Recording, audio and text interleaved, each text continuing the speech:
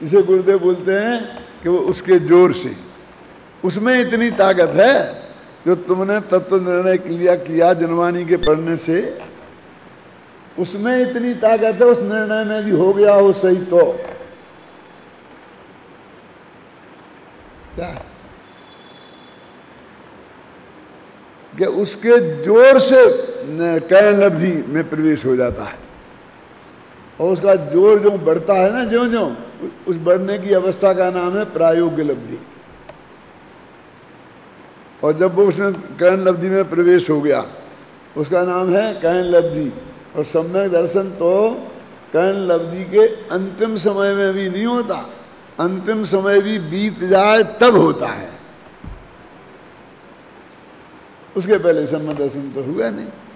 अब जो भी कैन लब्धि तक के परिणाम हुए वो सब मिथ्यात्व की भूमिका में होना है।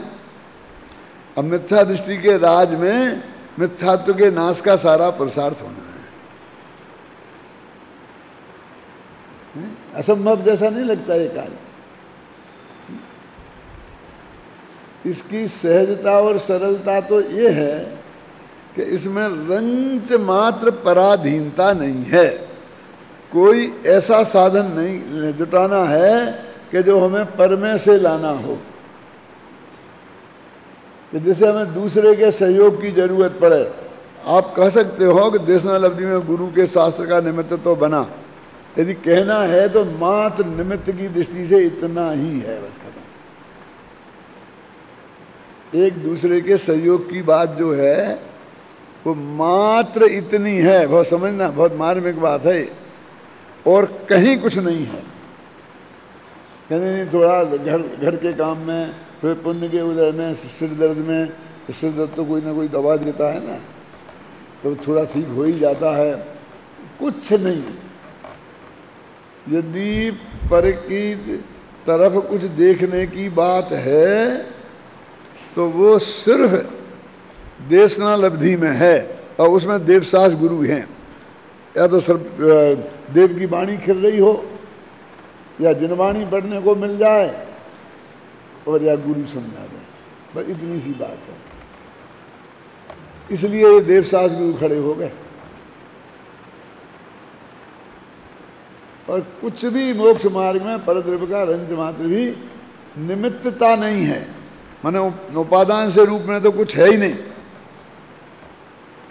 क्या रमेश, ये देवसास गुरु खड़े हो गए ना, और हम तो ऐसे थे कि हमने देवसास गुरु क्या हुए, फिर हमने बड़े बड़े तीर्थ खड़े कर दिए देवसास गुरु के नाम पर, मंदिर खड़े कर दिए, फिर हमने शास्त्रों को भी सोने के पत्रों पर लिखना कर दिया, सोने की कलम से लेके और उनसे लिखना शुरू कर दिया।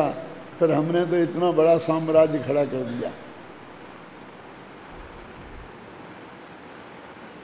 तो वो निमित्तता भी क्षण भर की थी, जैसे मुनिराजों ने उस शेर को दी थी। उसमें कोई जरूरत नहीं थी इस टेबल की, इस कुर्सी की, इसकी। ऐसे बिल्कुल जंगल में बिल्कुल एक शिला वैसी जिसमें किसी ने कुछ नहीं किया, उस पर ऐसे करके बैठे गए दोनों, और बस उनसे कही उनसे हो गया काम, बस खत्म। इतना सा काम था, 2 पन्ना मिल गए समय सार के, जैसे सीधी आत्मा की बात हुई और उसे पढ़ के हो गया।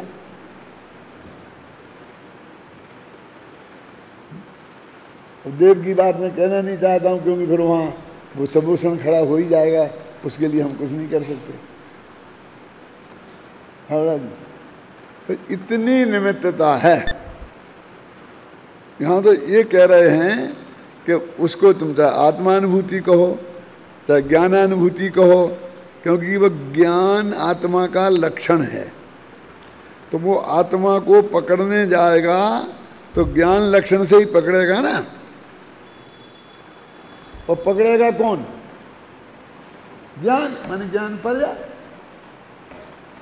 पकड़ना भी ज्ञान पर्याय को है, पकड़ना भी ज्ञान लक्षण से है।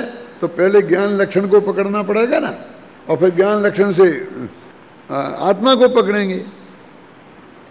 तो उसको हम किसी भी रूप में ज्ञानानुभूति भी कह सकते हैं। जिसको आप आत्मानुभूति कहते हो उसको हम ज्ञानानुभूति भी कह सकते हैं। क्योंकि आत्मा है लक्ष्य और ज्ञान है लक्षण। आत्मा है द्रव्य, ज्ञान है गुण। तो आत्मानुभूति कहो तो ज्ञानानुभूति कहो, एक ही बात है। आत्मानुभूति री शुद्ध नयात, शुद्ध नयात्मिका का मतलब शुद्ध नय के विषयभूत जो भगवान आत्मा है, उसे शुद्ध नय ने माने ज्ञान की पर्याय ने जाना। पकड़ा माने जाना, और जाना तो बस उसने तो जानने का काम किया, और साथ में ये भी जाना, वो तो जानने में शामिल हो गया ना कि ये मैं हूं, बस खत्म, खेल खत्म। वो श्रद्धा गुण ऑटोमेटिक बिना कुछ कहे, जिसमें भी आज तक उसने अपनापन स्थापित किया होगा, वहां से छोड़ के इसमें अपनापन स्थापित कर लेगा, बस खत्म। एक दफे करवट बदलता है बस वो तो।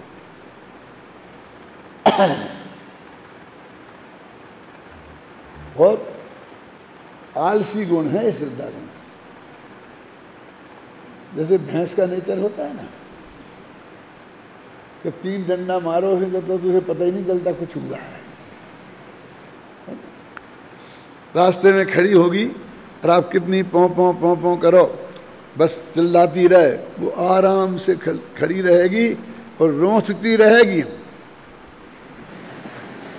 समझ गया ना? मैंने उसके में भी फर्क नहीं पड़ेगा उसे। इसलिए एक दृष्टि से बहुत खतरनाक होती है। अभी तुमने उसे भोगा नहीं है। एक गांव में होती है क्या, और अपन छोटी छोटी गलियां होती हैं और मकान होते हैं। अब ये जा रही है आराम से और अपन जा रहे हैं। अब वो बगल से अपने निकले तो उससे वो इतने पास आ जाए क्या कि जिससे अपन उससे भिज जाएं, दीवार के बीच में और भैंस के बीच में आ जाएं, तो पिचल जाएंगे। चिल्लाओ, तुम डंडा मारो, ऐसा मारो पीठ पे, कुछ नहीं। जब तक तुम्हारी दम निकलेगा तब तक तो बस देखे ही क्या हुआ। वो बहुत बड़ा खतरा है। वो मालिक कैसे में पिस जाते हैं क्या, तो दीवार के बीच में और भैंस के बीच में जो मालिक आ जाए, कोई भी आदमी आ जाए, उसे पता ही नहीं चलता भाई। अब वो भी इतनी मजबूत होती है, दीवार भी मजबूत है, पिस जाता है उसके बीच में। वो मारती नहीं है। गाय वगैरह तो सींग मारे, ये डर होता है, उससे ये नहीं होता है। लेकिन वो ये इतनी आलस प्रकृति भी होती है। श्रद्धा गुण उससे भी अनंत गुण आलसी प्रकृति का, समझ है ना? जिंदगी में करवट बदलता ही नहीं है।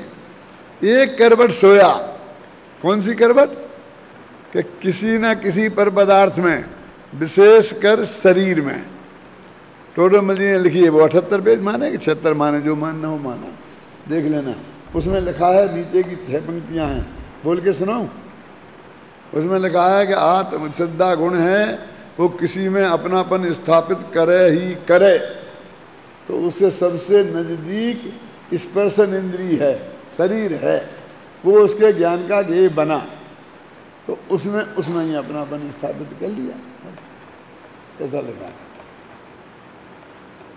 किसी ना किसी में अपनापन, पढ़ो पढ़ो क्या लिखा, ये मिल गया? ला मुझे ला। मैंने बहुत व्याख्यान किए हैं इस पंक्तियों पर। देखो 81 पेज पे आ गया। अधिक क्या कहें, जिस प्रकार से अपने को और शरीर को एक ही मानता है। अब देखो, इंद्रियादि के नाम तो यहाँ कहे हैं, परंतु इसे तो कुछ गम, इसे में ना एक इंद्रिय को, इसे तो कुछ गम्य नहीं है। अचेत हुआ पर्याय में अहम बुद्धि धारण करता है। तो बेहोशी में पर्याय में अहम बुद्धि धारण करता है। उसका कारण क्या, वो बतलाते हैं कि भाई बेहोशी में कैसे करता है। तो सुनो, इस आत्मा के अनादि से इंद्रिय ज्ञान है, उससे स्वयं तो अमूर्तिक है, तो वह तो भाषित नहीं होता, परंतु शरीर मूर्तिक है, वही भाषित होता है। और आत्मा किसी को आप रूप जानकर अहम बुद्धि धारण करे ही करे। सो जब स्वयं पृथक भाषित नहीं हुआ तब उनके समुदाय रूप पर्याय में ही अहम बुद्धि धारण करता है। ये असमान जाति पर्याय है ना, तो ये मैं हूं ये मान लेगा एकेंद्रीय पर्याय में। फिर आगे तो शनि पंचेंद्रीय की बात आ गई। अपने को शरीर को निमित्त नैमित्तिक संबंध बहुत हैं, इसलिए भिन्नता भाषित नहीं होती। ये मुद्दे की बात, ये पंक्तियां हैं। अब अनादिकाल से इसने शरीर में मुख्य रूप से अपनापन स्थापित कर लिया, वो अखंड रूप से। क्यों? क्यों किसी न किसी शरीर में ये रहा हमेशा, तो शरीर इसके अत्यंत नजदीक रहा, तो जिस शरीर में रहा उसमें इसने अपनापन स्थापित कर लिया। तो एक ही करवट सो रहा है अनादिकाल से, वो अनंत काल हो गया। अब ये जो कैन लब्धि के परिणाम होंगे कभी, तो बस ये तो बिल्कुल जब तक कैन लब्धि चलेगी तब तक बराबर उस देह में एकत्व बुद्धि धारण करके ही सोता रहेगा। उसके अंतिम समय तक जब वो ज्ञान का गेय भगवान आत्मा बनेगा, अकेला गेय बनेगा नहीं शांति जी, तो साथ में यही मैं हूं ऐसी बुद्धि पूर्वक गेय बनेगा। वैसे तो रोज ही नहीं बनता है, अनुभूति स्वरूप भगवान आत्मा बाल गोपाल के अनुभव में आ रहा है। क्या कमी है? ये मैं हूं ऐसी बुद्धि पूर्वक जब बनेगा तो वो श्रद्धा गुण उस देह में से एकत्व बुद्धि तोड़कर उस भगवान आत्मा में एकत्व बुद्धि कर लेगा और आराम से सो जाएगा।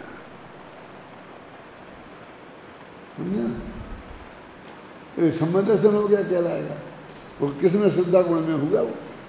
अब वो आराम से आत्मा में अपनापन स्थापित करेगा, देह में से अपनापन छूट जाएगा उसका। बस इसका नाम सम्यक दर्शन है। अब उसे पर की क्या जरूरत है? पर की तो नेगेटिव वैल्यू है कि उस शरीर में जो अपनापन था ना, तो मिथ्या दृष्टि हो गया था। अब वो शरीर नहीं हो, शरीर में अपनापन छूटा तो पर तो छूटा, पर से तो छूटा और अपने में हुआ बस। तो जिसमें हुआ वो भी अपन, और जिसने किया किसी नए से वो भी अपन, और दोनों मिला करके भी अपन। अपने ही द्रव्यगुण पर्याय की सीमा में रहे ना, इसलिए पर की रंच मात्र भी उपयोगिता नहीं है। थी तो बहुत पीछे। कितने पीछे? वो देशना लब्धि में, उसमें भी 99.9% तो उपादान का ही काम है, समझे ना। देवशास्त्र गुरु की निमित्तता तो बहुत कम है। आपने सुना होगा ना कहीं जो शास्त्र का कि मुनिराज ने इतना कहा और उस शेर ने आंखों में आंसू आ गए और वो एकदम उपयोग अंदर में गया। और आता कि नहीं आता? तो आता कि वो गुरुदेव ने इतना कहा कि राग से भिन्न भगवान आत्मा, और सौगानी धुन में चढ़ गए। तो रात में फिर रात भर गुरुदेव थे वहाँ, क्यों? फिर बाकी तो खुद ही किया ना। एक बोल लग गया, बस खत्म। एक बात लग गई। कितना अल्पकाल है गुरु की देशना का। 6 घंटा और सुबह और 6 घंटी शाम को अरे होती होगी, लेकिन जिसको लगती है वो तो 2-5 क्षण में ही लगती है। क्या 5 साल से हम तो सुन रहे थे, लेकिन हम तो ऐसे ही पढ़ रहे थे शास्त्री हो जाएंगे, ठीक है, अच्छा प्रवचन भी कर लेंगे, जी कर लेंगे, करते करते फिर साहब वो फलां पंडित जी आए और उनने एक दिन ऐसा कहा और एक उदाहरण दे के बताया, तो हमको तो फिर ऐसी लग गई कि सारी दुनिया हमने एक तरफ करके उस तरफ लेके हम तो झुक गए, बस खत्म। फिर हम तो गए घर गए ही नहीं।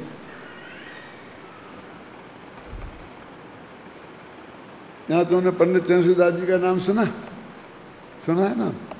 हमारे कॉलेज में प्रिंसिपल तो है वो, मालूम कितने 45 किलो के नहीं होंगे, 40 किलो के होंगे। अपने ऐसे करो ना उंगली, इसमें से निकाल दो, निकल जाता। इतने बिल्कुल दुबले पतले, हड्डियों का ढांचा, लंगड़े, चल नहीं पाते थे, लकड़ी ले लेके घिसट घिसट के मुश्किल से चलते थे। हाँ? इतने उग्र पुरुषार्थी जो तुम्हें बात कह रहा हूँ, वे यहाँ से बनारस पढ़ने गए थे। यहाँ जयपुर के पास भादवा गांव का है छोटा सा, वहाँ के थे वो। ज्ञान सागर भी वहीं के थे, विद्यासागर के गुरु, दोनों एक साथ पढ़ते थे वहाँ बनारस में। तो वो साहब शारदाबाद विद्यालय में भर्ती हुए, तो उस दिन से जब तक न्याय तीर्थ होके नहीं निकले, उस बिल्डिंग से बाहर नहीं निकले। आप सोच सकते हो, बनारस के बाहर नहीं गए, ये तो बहुत दूर की बात। और बिल्डिंग कोई टोडामल स्मारक के बराबर नहीं थी। है? क्या तुमने तो आगे देखी है वो भरेनी घाट का उनका विद्यालय, बहुत छोटे, ऐसे अपने एक मकान होता है ना, ऐसा है बस, खत्म, नीचे ऊपर मकान, मकान जैसा ही। अपन राजा खेड़ा में पढ़ते थे दादा, वो उतना बड़ा भी नहीं है, वो किसी के मकान में शुरू कर दिया, वो गंगा जी के घाट पर। आपने देखा शारदाबाद विद्यालय? मैंने देखा है, मैंने गया है, समझे ना, गंगा जी में बाढ़ आई, बह गया, फिर मुश्किल से समाज ने पैसा इकट्ठा कर करके द्वारा बनाया उसे। उसमें से नहीं निकले 5-6 साल तक, और अब न्यायाधीश होकर के फिर आए। इतने मतलब अपने धुन के पक्के, भाई मैं नहीं, घर अब यहाँ के हमारे साथ जो पढ़ते थे कई लड़के, भरत शास्त्री, भरत चक्रवर्ती, धर्म चक्रवर्ती, श्रेयांश कुमार, श्रीकांत, चंद्रकांत, ऐसे लड़के थे दक्षिण भारत के। तो वो लोग भी ऐसे ही करते थे।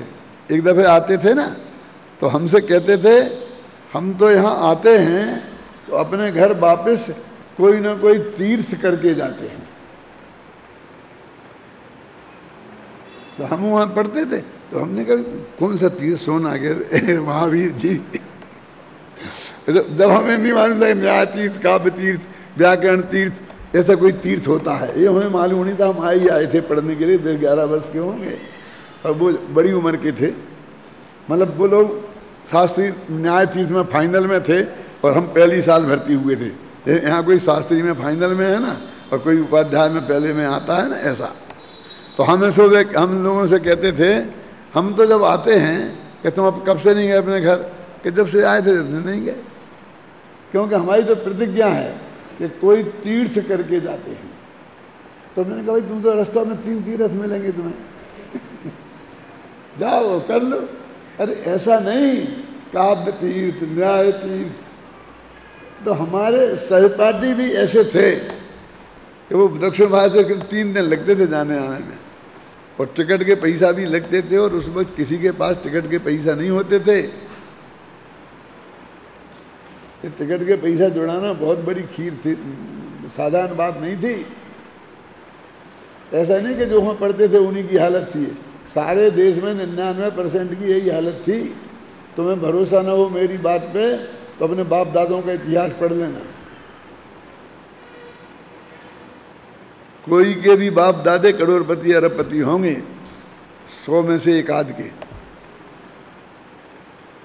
और जो उस जमाने के करोड़पति होंगे वे आज किसी सड़क के चक्कर काट रहे होंगे। उस जमाने के बड़े बड़े नामों के लोगों को हमने अमेरिका में और हिंदुस्तान में नौकरी करते देखा है।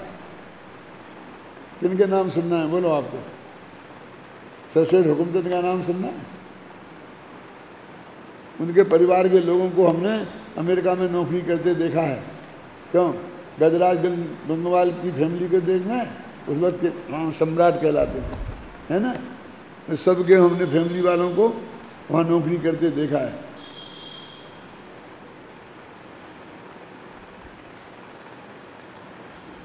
ऐसी पोजीशन थी, वो इसलिए नहीं जाते थे कि पैसे नहीं हैं भाई साहब, और वे 5-4 विद्यार्थी रह जाते थे जितने होते थे, उसके उनके लिए भोजनालय चलता था। तो आसपास के तो सब चले जाते थे, और बेचारे गर्मियों में भी पढ़ते थे। जब हम लोग पहुँचे तो भरत चक्रवर्ती ऐसा किला तहमत लगाएं, दक्षिण भारत वाले तहमत लगाते हैं ना जैसा, और एक हमारा बाथरूम था, उसमें नल था, तो उसमें पढ़े रहते थे। वो पढ़ते थे, न्यायाधीश की परीक्षा देनी थी उनको। उन्होंने देखा।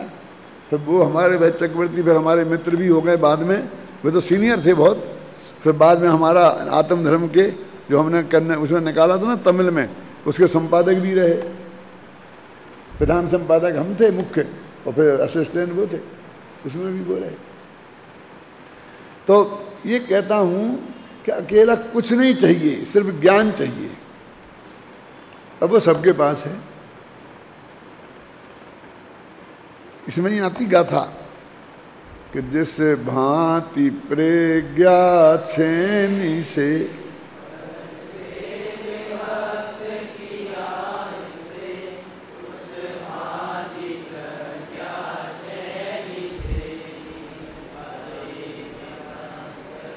हो गया ना। ये क्या है सामग्री, कैसे करें हम कि तुमने पर से विभक्त कैसे किया कि प्रज्ञा छेनी से, तो बस उसी से ग्रहण कर लो। जिससे तुमने पर से पृथक जाना, उससे ही ये मैं हूं, एक काम कर लो, बस खत्म। वो ही है प्रज्ञा छेनी, माने अपने ज्ञान की पर्याय, जो आत्मा को जानने के लिए सन्नद्ध है, तैयार है, और उसका नाम प्रज्ञा छेनी। तो कोई बाहर साधन की जरूरत नहीं है, एकमात्र प्रज्ञा छेनी। सर्व ओर से एक ज्ञान घन आत्म न रखो। हम न रखना भी हमारे ज्ञान से ही है ना, तो वो उसे ज्ञानानुभूति कहो, आत्मानुभूति कहो, ये ही एकमात्र करने योग्य कार्य है। और वास्तव में ये भी करने योग्य नहीं, होने योग्य कार्य है। क्योंकि जब ये होगा तब उसके पहले, अंतर मुहूर्त पहले कम से कम करने का विकल्प टूट जाएगा। समझ में आई ना। जब कहीं लब्धि में प्रवेश करोगे तो करने का विकल्प टूट जाएगा। अब वो होगी वो आत्मानुभूति, और हो जाएगी तो फिर कहेंगे इसका कर्ता कौन है, तो कहेंगे आत्मा। माने हम ऐसे करता हैं सम्यक दर्शन ज्ञान चारित्र के, कि जिसके करने का विकल्प भी हमें नहीं करना है। करना तो है ही नहीं, जिसके करने का विकल्प भी हमें नहीं करना है, और वो होगी, और उसके कर्ता तुम कहलाओगे। किस नियम से? यह परिणमति सा करता, क्योंकि हमारा आत्मा सम्यक दर्शन रूप परिणमित हुआ ना, इसलिए वो कर्ता कहलाएगा। जो परिणमित हुआ सो कर्ता। समझ गए आपने? यानी हम कर्ता ऐसे हैं कि जिसमें हमें करने का विकल्प भी नहीं करना है। अब जब उसके पहले विकल्प की भूमिका रहेगी तब क्या करें? क्योंकि अब तो हम उसमें तब तुम तत्व का निर्णय करो, बस खत्म, ये मुक्ति का मार्ग है। इतनी सी बात है। अभी इतना ताम झाम खड़ा हो गया तो हम क्या करें? हो गया क्या करें? देखो, जैसे मैं शादी में उदाहरण देता हूं ना, क्या चाहिए? एक लड़का और एक लड़की, और दोनों की सहमति, बस इतनी है ना आवश्यक सामग्री। अभी करोड़ों के बजट बन जाते हैं, तो 1,000 की थाली। अभी शादी में इसकी क्या जरूरत है? क्यों बोलो? ये कितने बन गए? ये शादी में ऐसे, इसमें भी हो गया ना। क्या जरूरत थी? एक हम और एक तुम। हम तुम्हें समझाते, तुम समझते, बस। अब ये हॉल बन गया, इसमें पंखे लग गए, लाइट लग गई, क्या क्या लग गया, ये हो गया, ये हो गया। बोलो इसकी क्या जरूरत है? मुझे बताओ। मैं इसी हॉल में बैठ के 2500 दफे ये बात कह चुका, जब भी कही थी कि जब ये हॉल नहीं, जहाँ हॉल नहीं होता तो भी ये ज्ञान यज्ञ चलता कि नहीं चलता? चल रहा है ना सब जगह। अब था हमारा जैसा था वैसा बढ़िया था, ये चलता रहता था। ये नहीं बनता तो क्या फर्क पड़ता था? मैं आपसे पूछता हूँ, आपके गुरु जी ये शांति जी है ना, ये ऐसा हॉल नहीं था तब यही बैठ के पड़े। ये बन कैसे बन गया? क्यों? बोलो शांतिलाल जी, इस हॉल का क्या योगदान है? जो है लकड़ी के सजा दिए, इनका क्या योगदान है? बोले नहीं साहब, क्या बात करते हो, चाहिए तो बैठने के लिए। मैं बोलता हूं तुमको, जब मैं यहाँ आया था तब इस हॉल में भी एक पंखा नहीं था, हमारे घर में भी एक पंखा नहीं था, हमारे ऑफिस में भी एक पंखा नहीं था। 9 महीने तक तो हम ऐसे ही रहे। उसके बाद 2-3 पंखे खरीदे, लगाए।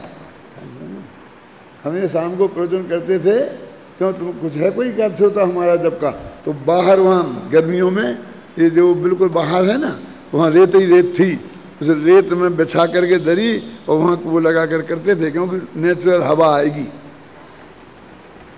उसमें प्रवचन करते थे, सब लोग सुनते थे, क्योंकि अंदर तो बहुत गर्मी थी।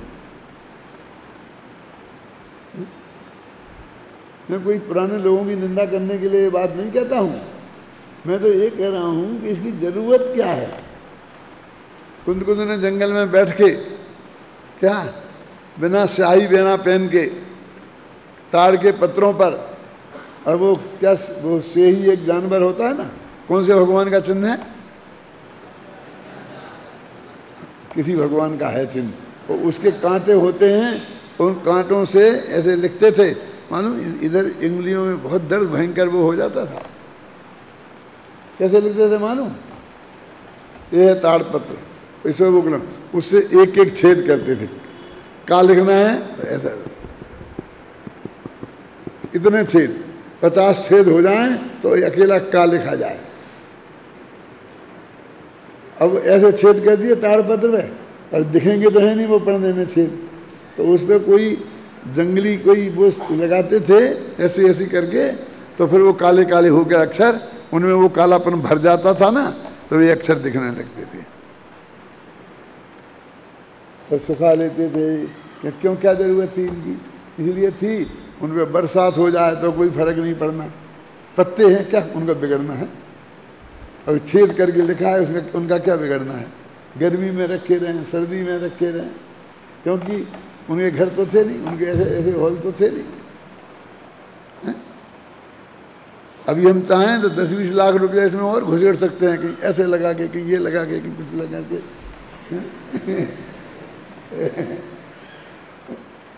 क्या बबलू, घूम रही हो कि दिमाग में किसी योजना?